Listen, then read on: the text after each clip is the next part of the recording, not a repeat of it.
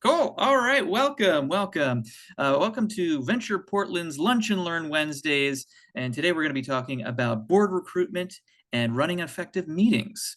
So without further ado, my name's Jacob Falkenberg. I'll be your host, and I'm going to go ahead and share my screen so you can kind of take a look at some of the slides that I've prepared for everybody. Okay. So board recruitment, it's a tough one. I know a lot of people struggle with this one. And I guess one of the most important things to keep in mind is, in order to have, board members to recruit, you got to have strong membership. So we did a webinar on strong membership a few months ago. And if you missed that one, it's up on our YouTube channel. I highly recommend checking that out first, or going back after this presentation to figure out, how do we get members? Because those are the people you're going to be approaching as potential board members. So talking about board recruitment,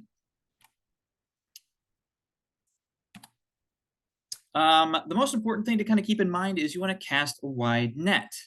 You want to try and keep in mind, what does your business mix look like in the district? If you have a certain amount of retail businesses, a certain amount of restaurants, service businesses, you want to kind of have your board mirror what your district's business mix looks like, because it's going to be really difficult for a board full of service business owners to kind of create programming and events and marketing that are beneficial to retailers or to restaurateurs. All different types of businesses have different needs.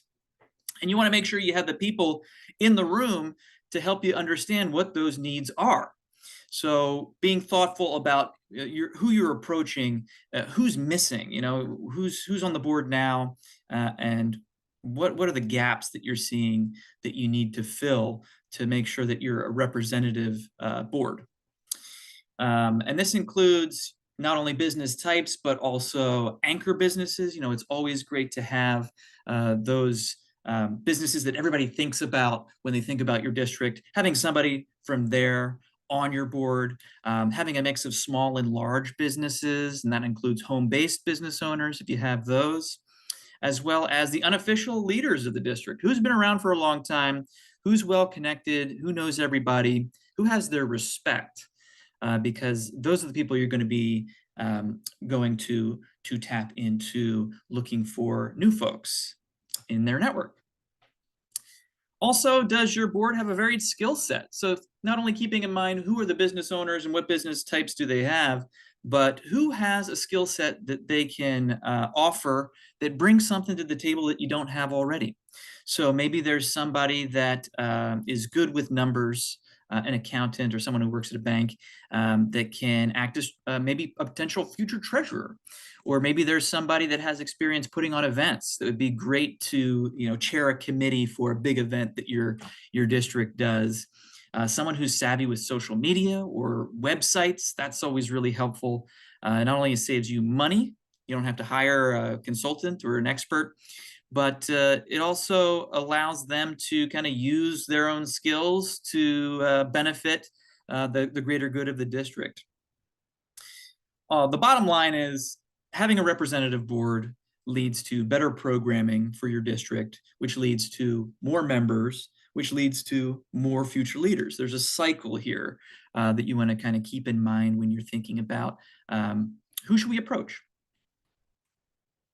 And the most important part about board recruitment is, before you approach anybody, you want to be sure to develop relationships with these people.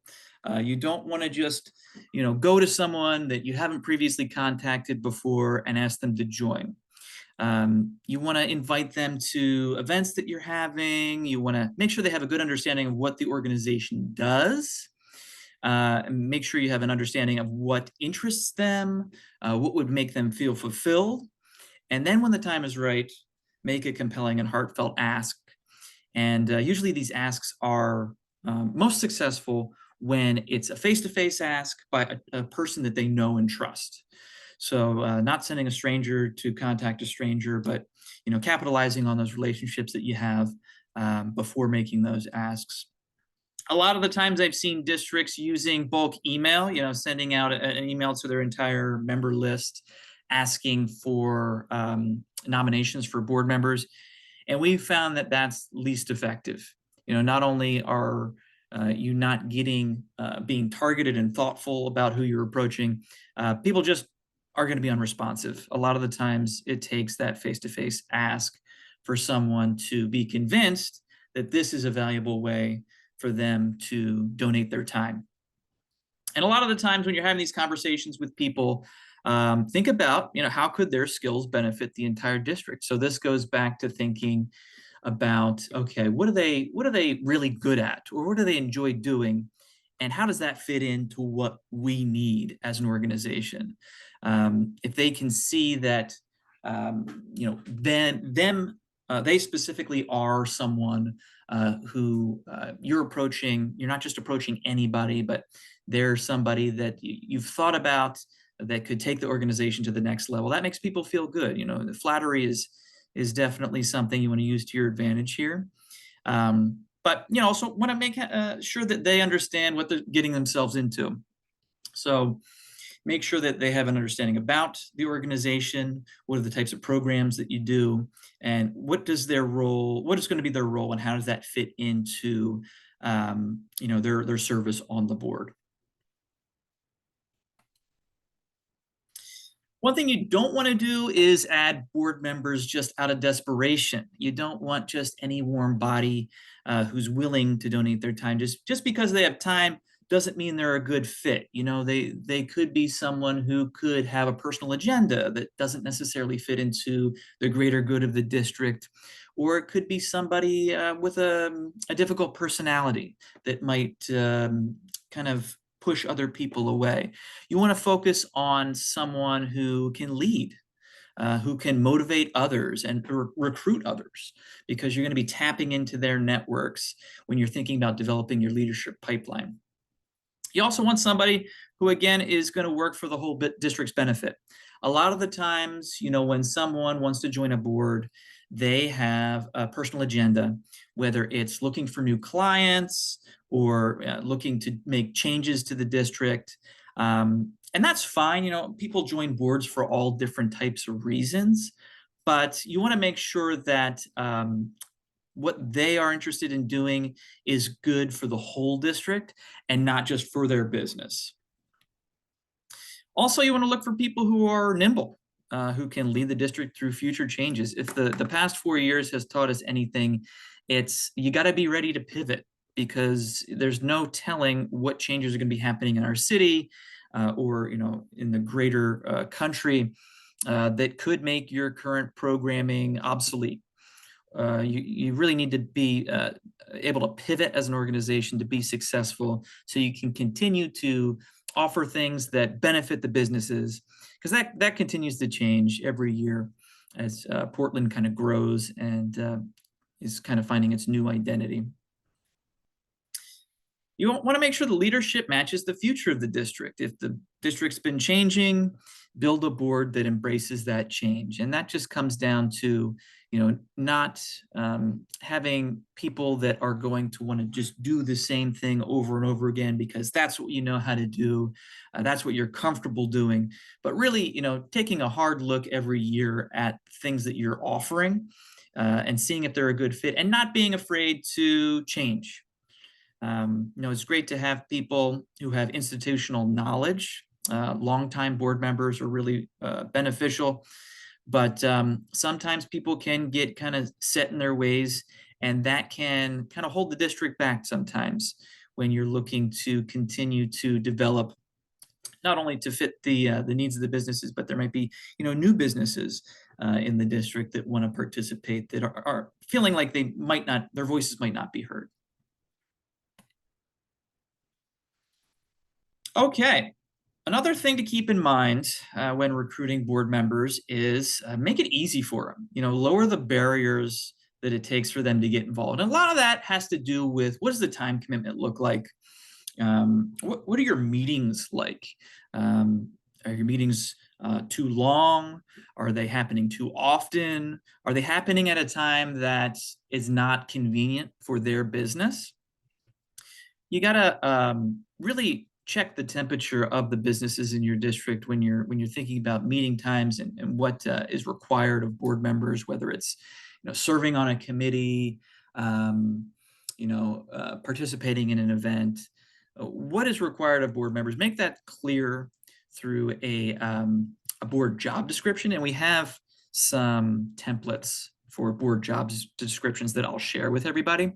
But really making that clear upfront so they're not surprised down the line where it's like, well, I thought this was going to be a 5-hour a week commitment and it ended up being a 20-hour a week commitment. I can't continue on with this.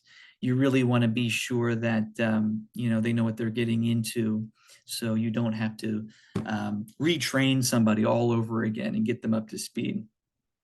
You also want to think about having a middle ground between people who participate occasionally and board members who invest a lot of time. And that again comes to that leadership pipeline where sometimes you attract people by giving them just a taste of what the organization does.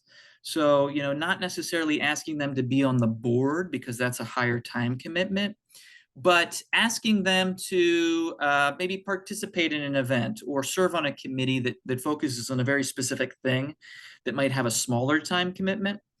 And once they kind of get a taste for it, and they can decide for themselves whether they want to increase their engagement with the organization. And a lot of the times that's a way to move people to the next level by creating those short-term opportunities that build their experience and get them more comfortable with their fellow board members, get them more comfortable, understanding the district and how it works and the type of things that you're doing. Now, there will be some people who are very obvious potential leaders. And for them, you want to designate a role for them pretty quickly, because if they're not feeling fulfilled in their role or they're feeling like their time is being wasted, they're going to move on. And these are the types of people who are really in high demand in other organizations. So you want to make sure you keep them happy. Meet with them to discuss what they're interested in. Are they interested in learning a new skill? Are they interested in learning or working in a specific area of the district's programming? Could it be advocacy or events or marketing? What's a good way to kind of fit them in and let them just kind of take the ball and run with it? As I said, if you hesitate, they will move on. Okay, so this is a really great graphic that helps to show what the leadership pipeline or leadership pyramid looks like. Looking at starting at the top, you've got your business district leadership with the president at the top, the board officers below them, and then the board members below them. Those are your key core leaders in the district, but no one really stays on top forever. So you got to be thinking about who is lower in the pyramid, not really dedicating as much time right now, that would be a good fit to move up to that next level. And below, the president and the officers and the board, you've got what we call project assistance volunteers. So these are people who don't serve on the board, but maybe serve on a committee or help out with a specific project or event. It might be seasonal. It might be, quarterly. People that we call task volunteers who want to be involved but don't necessarily know if they want to commit the time to being fully on the board. And then below that, you've got your prospects. And that's primarily going to be your members, your business members, the people who are actively participating in the things that you're doing. And by participating, I mean, if you're putting on an event, maybe they have a booth at the event, or they've donated a space for a mixer, or they, donated gift cards to a giveaway that you're doing. They want to be involved. They don't necessarily know how, but they've shown an interest in becoming involved. And then you've also got district partners. So these could be organizations in the district that don't necessarily fit the mold for membership, but would be a good opportunity to maybe collaborate on an event. And maybe they could have somebody that might want to serve on the board eventually, someone in a community development or business development role that might even get paid for their volunteer time. Okay, it looks like there's a question from Dan asking about best practice for leadership terms.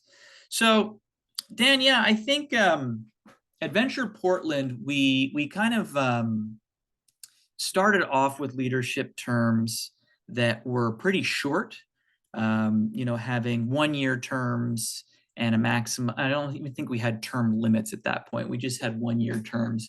And what we found is, really for these types of organization, it takes someone a year just to learn how to do the gig. So we ended up bumping up our terms to 2 years. But we also had some people who didn't really know when it was time for them to move on. So at the same time, where we didn't have term limits, we also amended our bylaws to set a 3-term limit to kind of address the opposite end of the spectrum, which is, it's great to have those longtime super volunteers, but at the same time, you want to create space for new people to come in. You want to have space for those new ideas.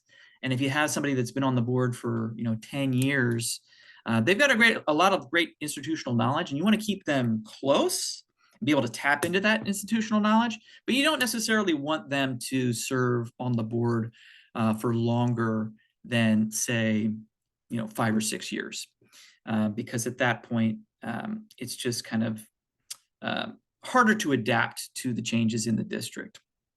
So it really just depends. This is a conversation that you can have with your board.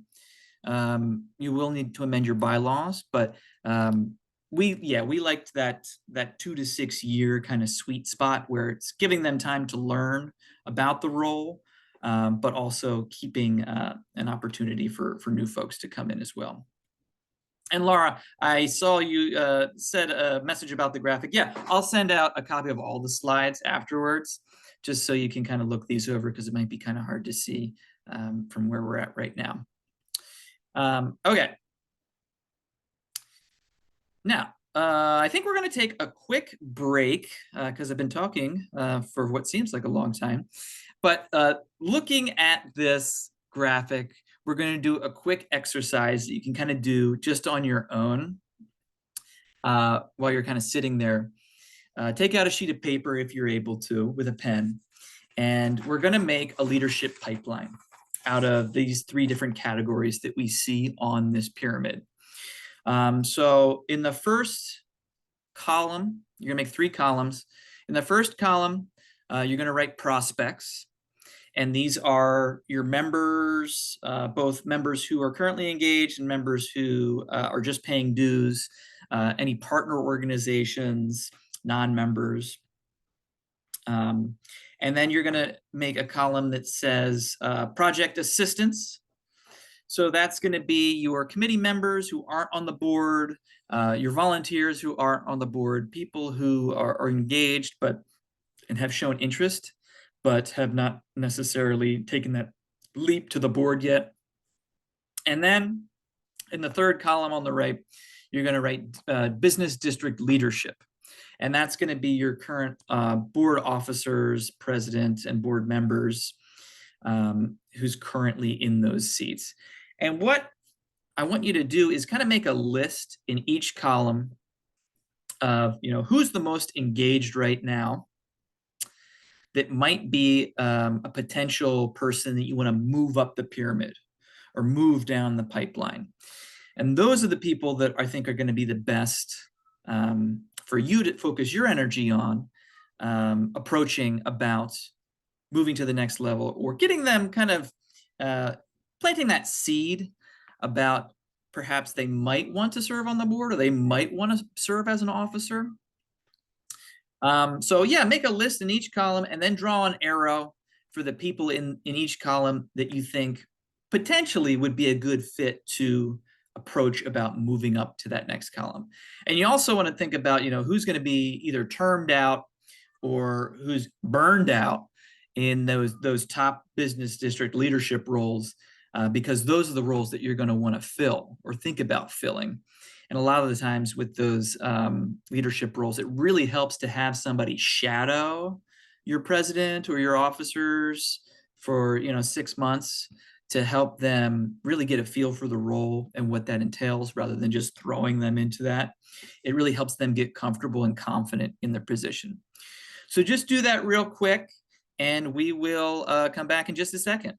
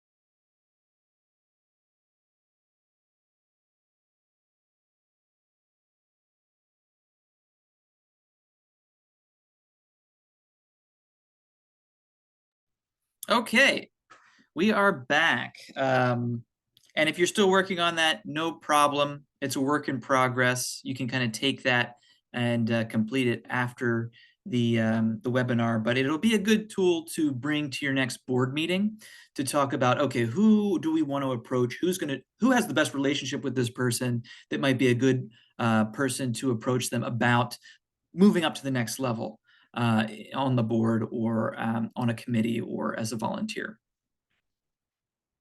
Okay, moving right along.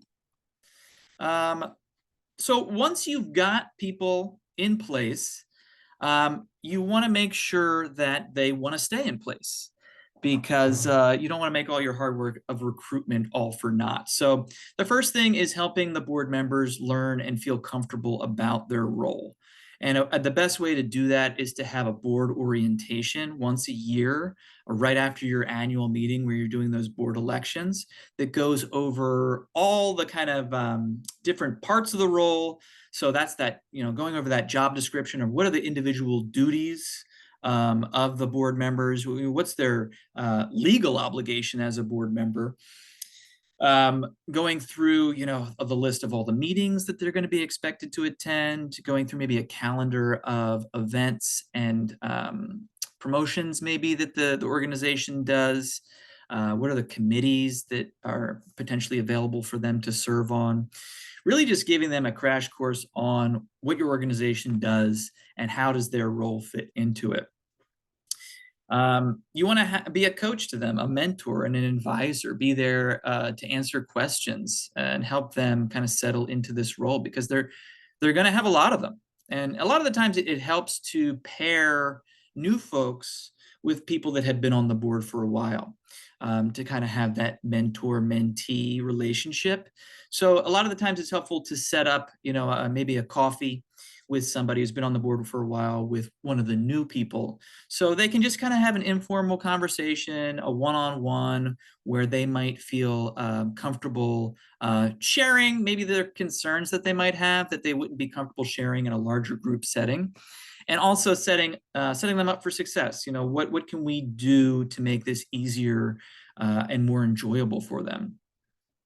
You want to help them understand the district, their role, how they can be effective, and what the organization has done in the past and what the future goals are. So looking at the work plan of the organization, if you have one, to help them get a full grasp of what's going to be happening in the next year, so they can kind of plan ahead and mentally prepare for their involvement, however that might look.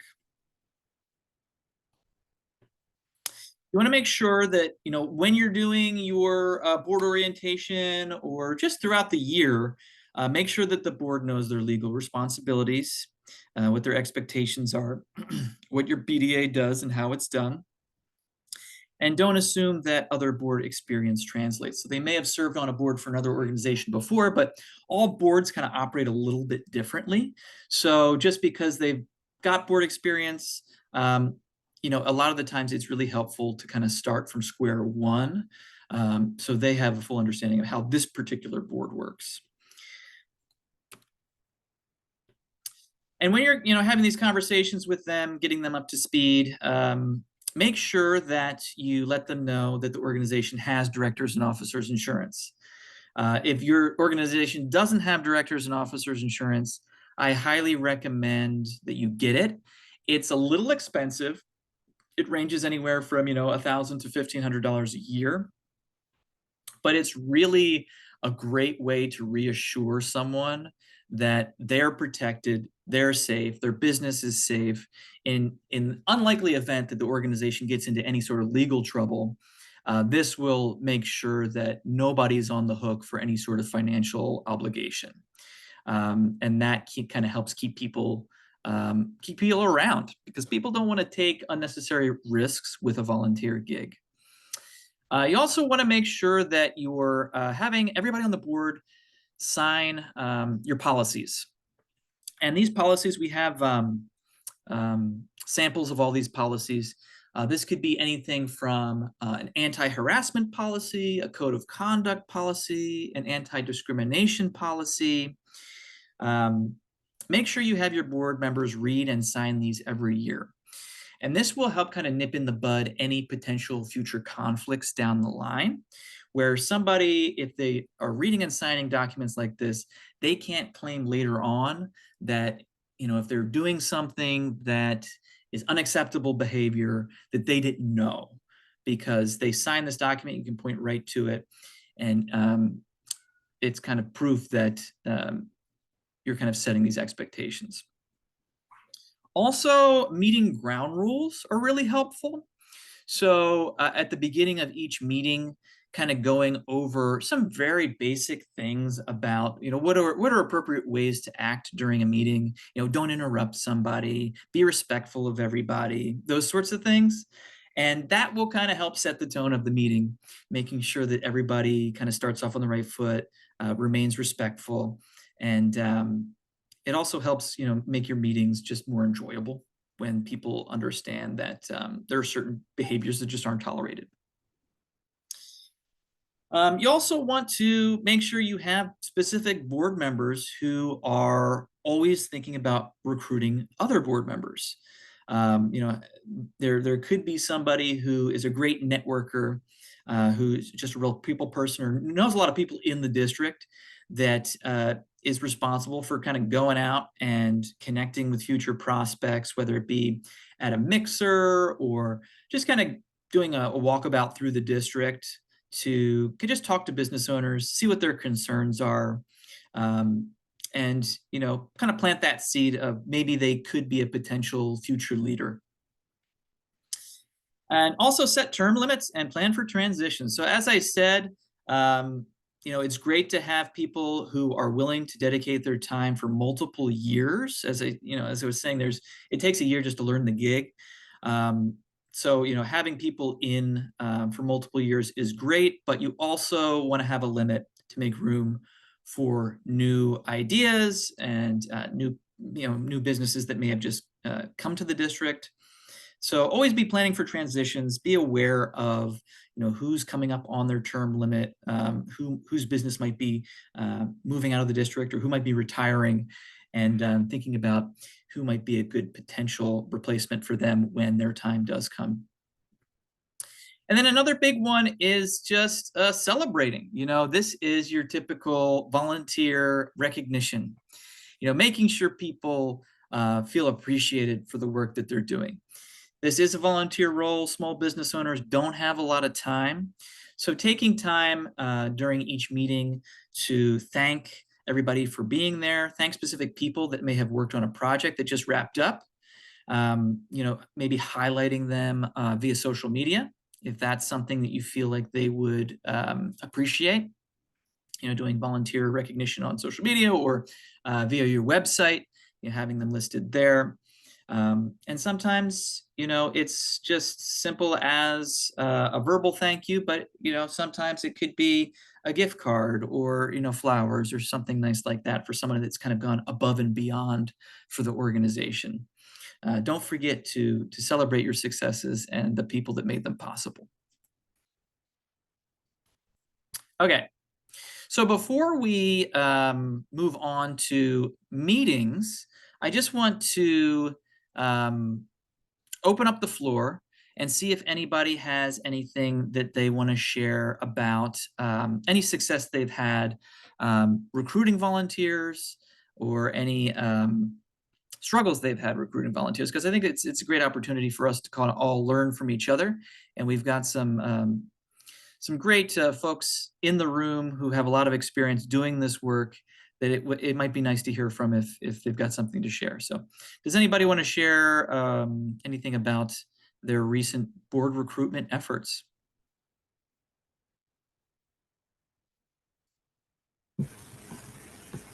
I can share.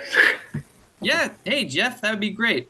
Thanks. Yeah, I mean, I wouldn't say I have any great successes. If anything, I just want to maybe highlight that it's okay, that it's a constant struggle. I've been doing this for a long time, and it's never been easy to get strong board recruitment. But everything Jacob's saying is pretty right on. It takes building those relationships and kind of starting slow and having an eye on people's skill sets and really find people that are kind of passionate. But you also have to find that balance between, you do need a board, and so getting people to attend meetings. But ultimately, you're going to need people in place that are willing to put in that extra time. So finding events that people are sort of interested in participating in and see the value in, even giving small tasks to people so they feel like they have some ownership of what happens with the activities of the business association, makes them feel maybe a little bit more responsible and therefore take on a larger role down the road. And I think, yeah, starting small where it's, maybe it's an at-large board member and they sort of dip their toes in, and then you get some of that longevity because they sort of, they start out at the bottom and work their way up. And so maybe you get them to stick around for a few years. Whereas, if there's an emergency situation, you throw someone into, the president's role, they burn out really quick, and that messes with that longevity.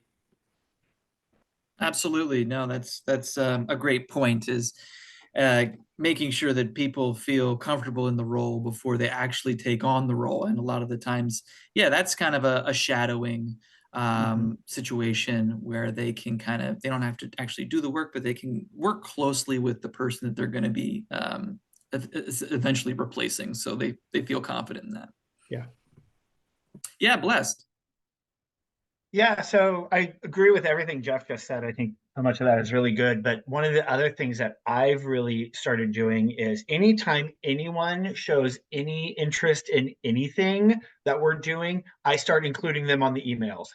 Because a lot of the reluctance to join, I think, is not knowing what they're getting into, like you said, Jacob. And so this way, they're just automatically like, oh, here, this is what we're doing. This is what we're talking about. You're now part of this group email session.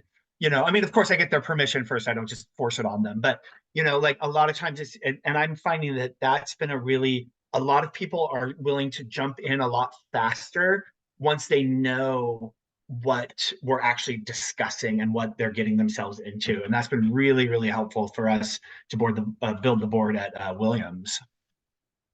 Definitely. Yeah. Those emails, I think, are a great way for them to stay connected and get a realistic idea of what you're doing, because some people I think, these organizations do a whole lot more than they actually do. And then some people think they don't really do much of anything. It's more of a social club where people kind of meet once a month. But a lot of the times the reality is, yeah, it's somewhere in the middle where you're not going to be donating 40 hours a week of your time, but you're going to have to be a working board as well to actually be able to do the things you want to do, because many districts have very limited staff. So the staff members can't do it just on their own. Thanks, Blessed. Laura. Hi, Laura. Hi. So I'm from the Midway Business Association, and we had some challenges because our board had basically been termed out. And right after COVID, they're like, yeah, we're not going to really do any recruiting. We're just trying to stay afloat. And then the challenge became, where do we recruit? What do we do? Well, sort of when all this was happening, we rebranded the district to really embrace more of an arts and midway, to really bring the arts into trying to help businesses beautify their space, change their packaging, make it more appealing for people to come in to shop. And so when we started doing board recruitment, we started recruiting more people that were artists, and we were happy to welcome Hampton Rodriguez onto our board. And he primarily speaks Spanish, but he has served on several boards throughout Oregon. And he's been such a great leader for us. And he designed our first bumper sticker that really incorporated this beautification process and really getting people enthusiastic about not really using plastic bags, but maybe doing all of these subtle things to change things. So it was really thinking outside the box, but really going out and recruiting people that really embrace this new renewed vision for Midway. And it seems to be helping, that he's connected, and people see that we're also opening up to cross-cultural people sitting on the board. And I think that that's really been effective for us. We're still, struggling a little bit, but, people do see us out there, and they automatically identify now with the brand and what we're trying to do to help small businesses in Midway. That's a great example of, yeah, finding something that has, someone has a personal interest in, and then approaching them and asking them if they'd be interested in really focusing on that one area. And he did some design work for you all. That's right?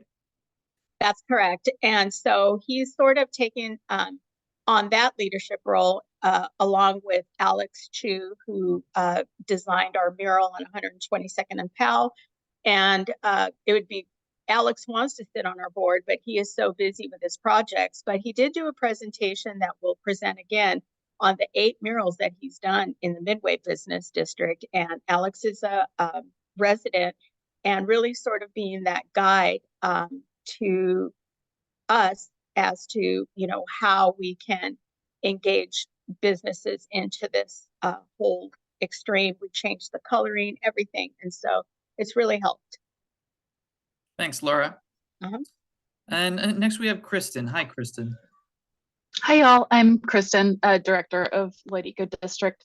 I started and we had 5 board members. We were kind of in dire straits down to our bottom kind of core group. And the first thing I did was kind of do the classic, if you need money, ask for advice, and advice, ask for money. So I took a lot of people from the neighborhood to coffees, and I kind of saw what resonated with them, or what their past experience with the organization had been, or even learning some misconceptions they had. And I was able to kind of correct those, or tell them my vision for where things were heading. And a lot of times we found particular areas of interest or overlap, and they, and when I would say kind of what I was looking for, I had a lot of opportunities to engage in a drop-in board position.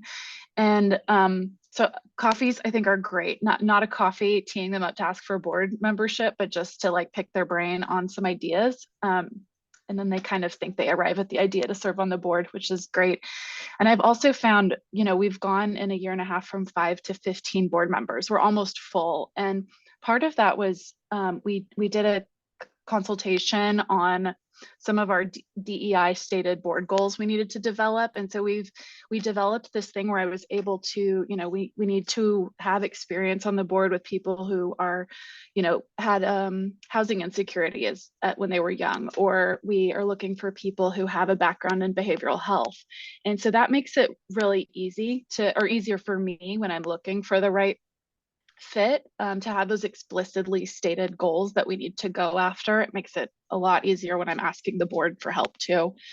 And I also think that good PR and good programming is a slippery slope in a good way. It really snowballs attention. I had to really go solicit maybe the first 4 or 5 board members of those 15, and the last 5 or 6 came to us organically and actually applied on their own after hearing and learning about some of the programs we were doing. So I would say it's not always like the first few are going to be the hardest ones to get. And after that, I think it really builds momentum and as you develop a good reputation.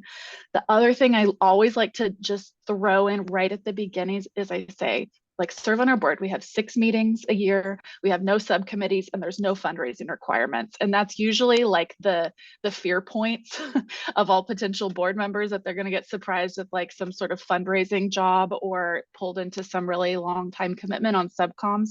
So if you're able to say that up front, I found that assuages like all the fears right off the bat. That's a great point. Yeah, nobody likes asking for money. So yeah, like you said, kind of writing those misconceptions by really sharing information that they might not be aware of, and being really clear about what those expectations are. So those are all great tips. Thanks, Kristen. Okay, so we got about 15 minutes left, so I'm going to move us on to just talking a little bit about some effective meeting best practices. So once you've got everybody kind of in the room together, which is sometimes the hardest part, you want to make the most out of everybody's time, just because they are volunteers and they are working with limited capacity.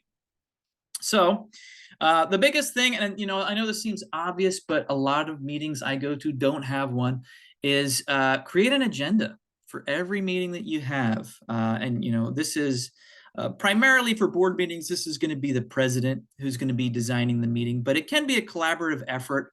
I know Adventure Portland, our executive committee, works together with our executive director to design the board meeting agenda every month. So this happens at the executive committee meeting, maybe the week prior to the board meeting. So everybody can kind of give their 2 cents into, what's coming down the pipeline that we need to address and discuss. What are the key topics that need to be talked about right now, and what's maybe not as important that can get pushed down the road to next month, because we don't want to overwhelm everybody. And a lot of the times your board meeting's just an hour or 2, so you don't want to go over your time if you don't have to. And on your agenda, make sure you have start and end times for each item. That way you can, when your president's running the meeting, they can specifically point to moving on because we've got to make time for these other things. Sometimes people are super passionate about a specific agenda item and will start kind of taking up more time than you have. So it's great to kind of set that expectation on the agenda as well. And then identify what decisions need to be made and what's informational, and put those approval items towards the top of the agenda, just in case you don't get to those lesser important agenda items. So, for example, you got to approve your minutes from your previous meeting. So that always goes at the top of our agenda. Your financial information, that doesn't necessarily need to be approved, but it's definitely important for people to see. So that'll go towards the top. And then, anything that's pressing, make sure that you've got it towards the top of the agenda, just because you're not going to meet for another month probably. So you want to make sure you address things if you've got events or other things that are happening in the coming weeks. Make sure you're sending everybody reminders about your meetings. So at the very beginning, during the board orientation, I said that it's always helpful to have a meeting calendar pre-prepared for the whole year that kind of sketches out what all the meetings are going to be so people can kind of mark their calendars. Summertime is especially hard with vacations. The holidays are especially hard.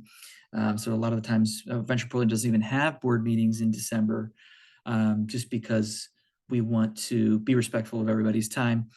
But in addition to the calendars, you want to send reminders at least a week in advance to everybody, letting them know that the board meeting's coming up, and attaching any useful information that's going to be discussed at the board meeting so they can review it in advance, and making sure you set a deadline to get that RSVP at least a few days before your meeting, because if you don't have quorum, there's really no point in meeting. You can't approve anything. So, if you don't hit quorum by a certain specific date, you'll want to reschedule that meeting. And make sure to, consult your bylaws for any specifics around how far in advance people need to be reminded of meetings, what's quorum, how many people need to be in the room for quorum, and that sort of thing. And then, like I said, include your agenda and the minutes from the previous meeting and your financial statements and anything else they might need in that kind of reminder email. You want to solicit RSVPs. So a lot of times people get so many emails that they might not even notice that they got a reminder email. So some people might need a little more nudging. Don't be afraid to give somebody a quick phone call if you haven't heard from them by that deadline. A lot of the times people, if there are no shows, there will be something in your bylaws around the total number of absences that someone can have.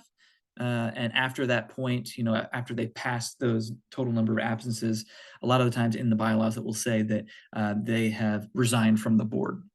Make sure people are aware of that too. You want people to, be aware that they need to attend these meetings, but also, keep some flexibility just because life does happen. And you want to make sure that people are able to not attend, but know that it is required for a certain amount.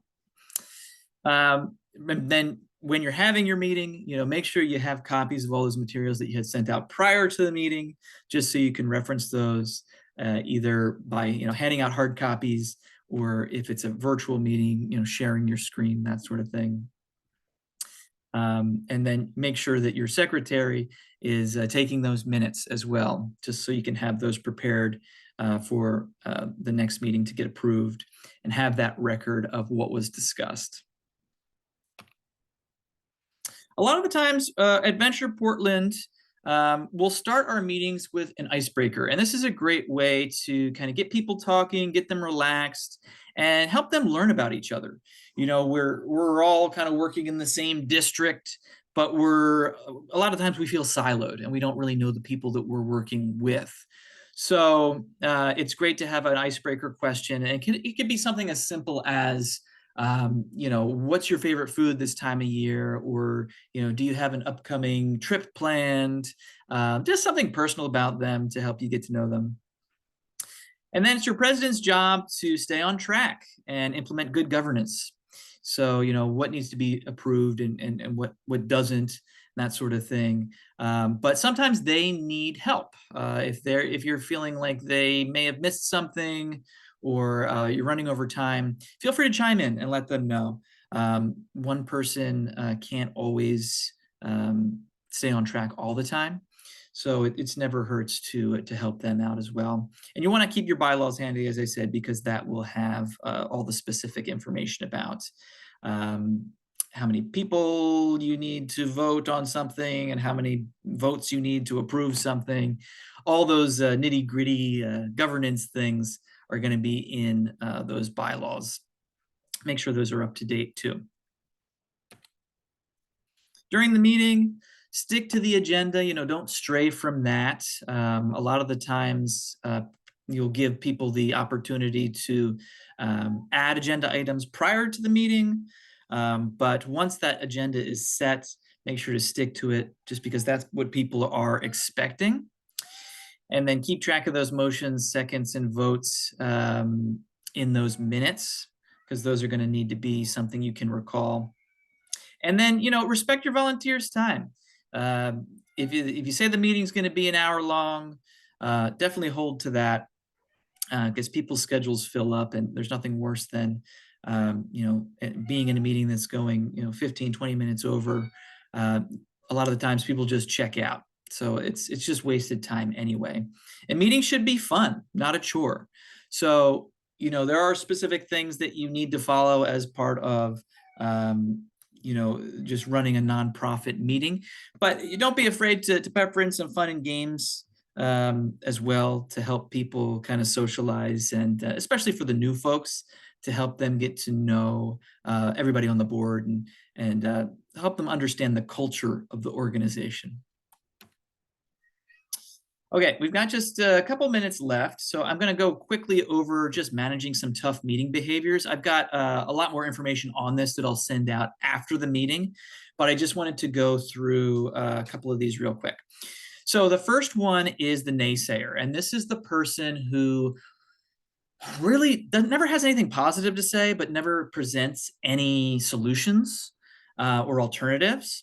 So when you have somebody like this, it's best to repeat back their concerns to them, to let them know that they've been heard, but also seek other viewpoints in the room, so they know that their point of view maybe not necessarily is the only point of view, and they might even be in the minority, because other people actually think that what they think is maybe ineffective or not the greatest thing in the world has benefited them in some way, or they see value in it. You've also got the rambler. Those are the people that just they say some really insightful things, but they just talk for too long, and when you're dealing with limited time in a meeting, you want to make sure that you interrupt tangents, and don't be afraid to interrupt people. A useful tool is the parking lot, which is letting them know that thanks for sharing this information. We're going to put it in the parking lot for now, because we've got to move on. And the parking lot is essentially, if we have time at the end of the meeting, we'll come back to this and discuss it. If not, we'll put it on the agenda for the next meeting. It could be, though, that whatever they've brought up is important. And if so, if other members of the group think that it's something that they want to discuss at that moment, get their buy-in first, and then shift the agenda. It's really something that is at the discretion of the president, who will be leading the meeting. Everybody hopefully hasn't dealt with this too much, but occasionally you'll get somebody that we call an attacker. And they are somebody who's just disrespectful during a disagreement, and rude. And this is something you want to just nip in the bud right away. Don't be afraid to speak out. It's very awkward for everybody, but this creates a situation that is going to, I think, deter people from wanting to attend future meetings or even serve on the board at all. And this is where you can point back to those ground rules, where you can just kind of say, this goes against our ground rules, so we're going to move on. Interrupter, again, that has to do with the ground rules. Interrupting is rude, so interrupt the interrupter. Keep a list of who has the floor and in what order. So the hand raise feature is awesome in Zoom. It's a little bit harder to do it in an in-person meeting, other than having people raise their hands. So whoever's running the meeting, definitely make sure you keep track of the order in which people are asking to speak, and sticking to that, so people feel respected. And then finally, we have the mouse. And the mouse is just the person who you want their opinion. They've got valuable things to share, but they might just be a little intimidated speaking out in a large group. So they don't really say much of anything. And you want to encourage them to participate. So a lot of the times this can be giving them prep time in advance to kind of come up with talking points for things that they want to discuss, or using a round robin format where everybody gets to speak. and specifically calling on them and asking them for their opinion, because having everybody be able to share is where you get to really develop programs that are inclusive of everyone, and they're going to be effective in the long term. Okay, so we are just about at time. So as I said, I'm going to share a bunch of resources with you all via email, along with a recording of this this presentation. But certainly feel free to reach out via email if you have any other questions or need any other resources. There's a lot of information to share on this topic, so I appreciate you all being here and sharing your successes, and we'll certainly continue the conversation in the future. So thanks for being here. Have a great day, and we'll see you soon.